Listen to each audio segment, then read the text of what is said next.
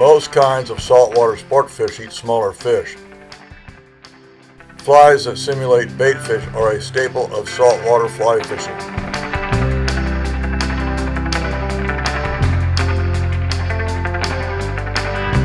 Often the best bait fish flies are simple.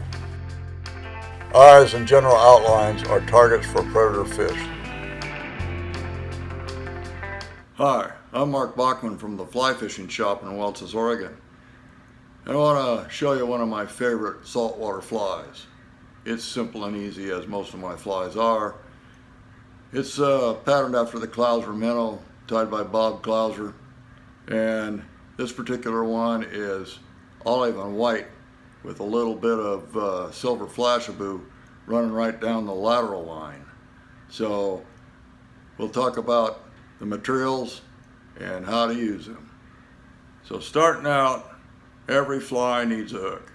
And I like to use these Daiichi 452 X-point hooks, which are nickel plated, but they're made out of carbon steel. So they're strong, they're highly polished, they have an X-point with cutting edges on it, and they've been 100% reliable for me. I even use this hook in the wintertime a lot for my hook and steelhead tube flies.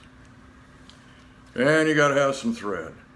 So I'm gonna use same color of thread as the back of the fly, which in this case is olive. You can use any kind of olive, and you can use virtually any size up to about 3/0. Central to the Clouser Minnow and this saltwater deep-eyed minnow are these dazzle eyes are polished, and they're gold-plated, or fake gold-plated, of course. And we're going to need to put a pupil right in the middle of them. Then we're going to need 2 colors of bucktail. We're going to need natural bleached white, and we're going to need olive.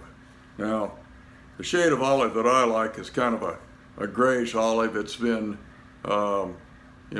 from hairline for many years, and it really works good on saltwater flies because it's kind of a dull olive. A lot of bait fish backs are not bright yellowish olive. They're dull grayish olive. And we're going to need some silver flashabou, which is flashabou is just little fine strands, a 32nd of an inch wide, of mylar, which is reflective plastic. I'm also going to use Pro UV Thin Flex, which is a UV glue finishing agent. It's like epoxy or varnish, except it's activated by UV light. Of course, as in any other fly, no matter how simple it is or how complicated it is, there's a certain amount of material prep that goes into the construction of any fly. And look at this white bucktail here, and you notice that right here along the edge it's white, and in the middle it's a dark color. So the dark color in the middle is the back of the bucktail, which is naturally a brownish gray color, and the edges in this eastern whitetail tail is the skin is light colored. So what we do to prepare these bucktails, we take a razor blade of some kind, razor cutter, and we just trim off the white or the olive.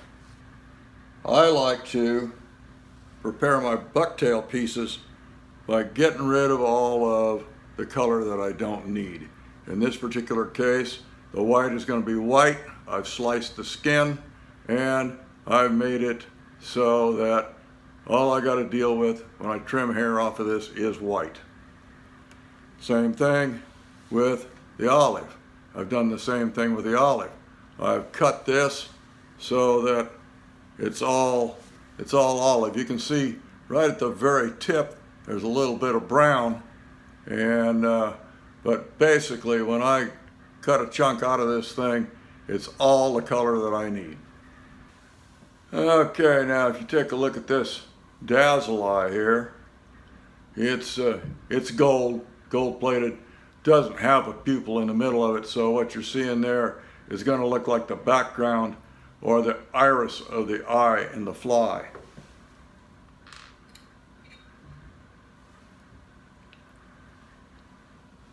Here, I've already installed the iris in the fly with a black felt marker. I'm going to paint over the top of this, of course, with the UV Thin Flex so that it's durable so this stuff won't come off.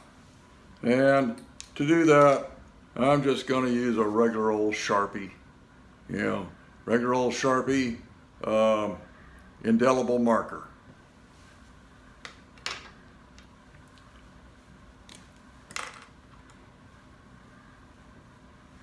So I'm just going to take this and I'm just going to go right around the middle of that thing, middle of that eye, and I'm going to put a pupil on it. Okay? There you go.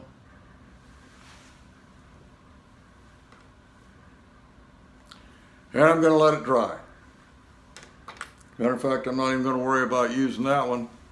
I'm going to use some that are already dried because I prepared them before I ever started here. Okay, so I'm going to start my thread about 1/4 of an inch behind the eye of the hook. And I'm going to build up just a little ridge here. I'm going to trim off the tag end. I'm going to grab one of these prepared eyes with it's got the pupil in it. And I'm going to figure 8 this eye right on top of that thread bump. Okay? Figure 8.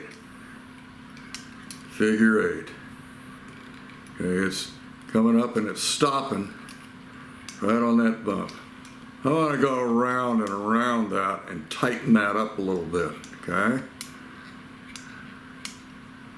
Now, I'm going to look at it and I'm going to take a look at it for level. Okay, now I'm going to take the UV Thin Flex, I'm going to flip this over. I'm going to put just a little bit of this in there, just like it was a little bit of head cement or something. I'm just going to coat that. Let it soak in, and then I'm going to hit it with my UV light. Okay, now basically right now those eyes are probably not going to move. Okay? No tack, so it doesn't stick to anything. Eyes are pretty much in place there. Maybe I just hit them a little bit on top as well. We'll see how this all works out. Okay. A little bit there, a little bit there. Now we don't want to put a big gob anything in there because we're going to have to work around this.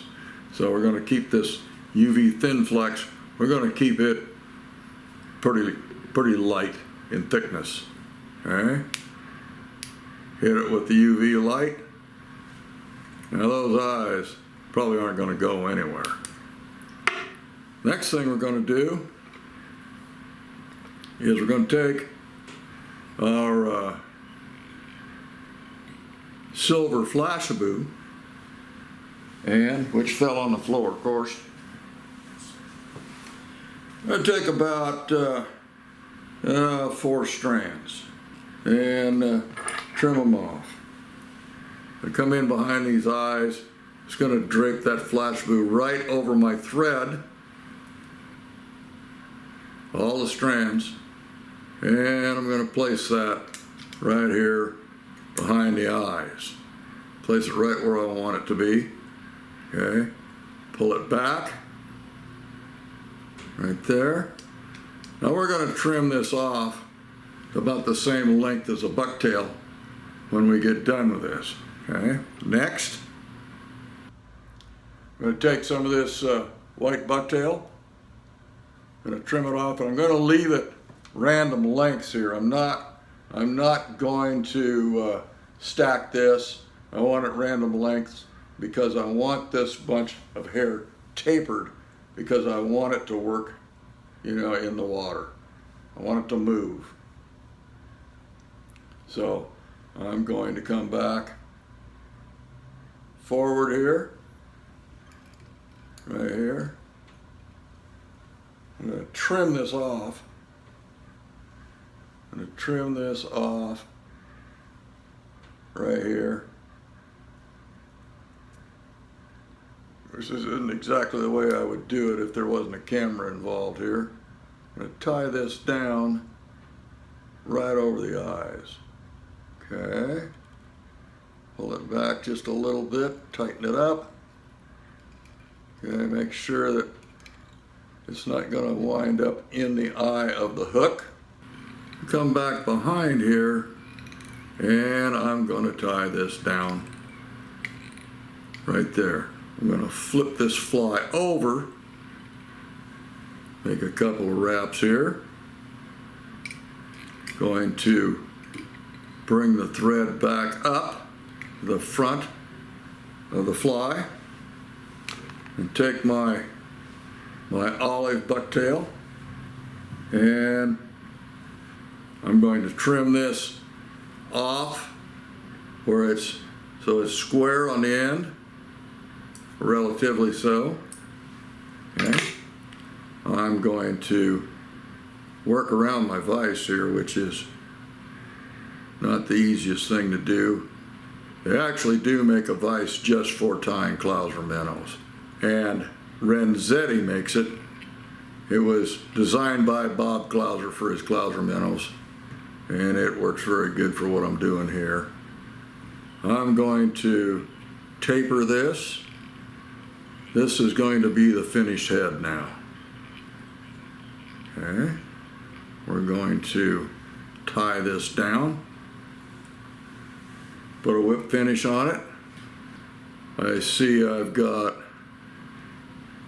some wild ones sticking out there, but we're not going to worry about that because we're going to train this thing with this UV Thin Flex.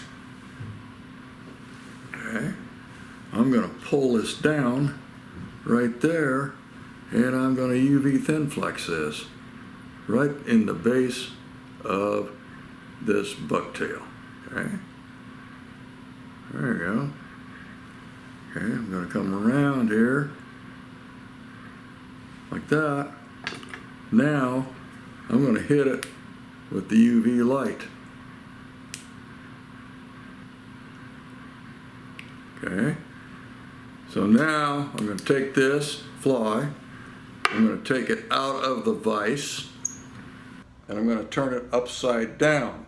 Now, this is the belly of the fly, right here, the white is, and the olive is the back of the fly.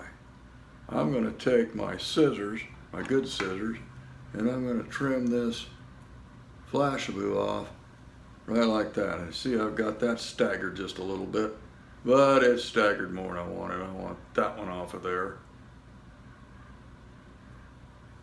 like so. I'm going to turn this upside down in the vise, which it looks like it's right side up, but it's not. It's upside down. Okay, so there you go. Now that's how to tie the deep-eyed saltwater minnow. Thank you very much for watching.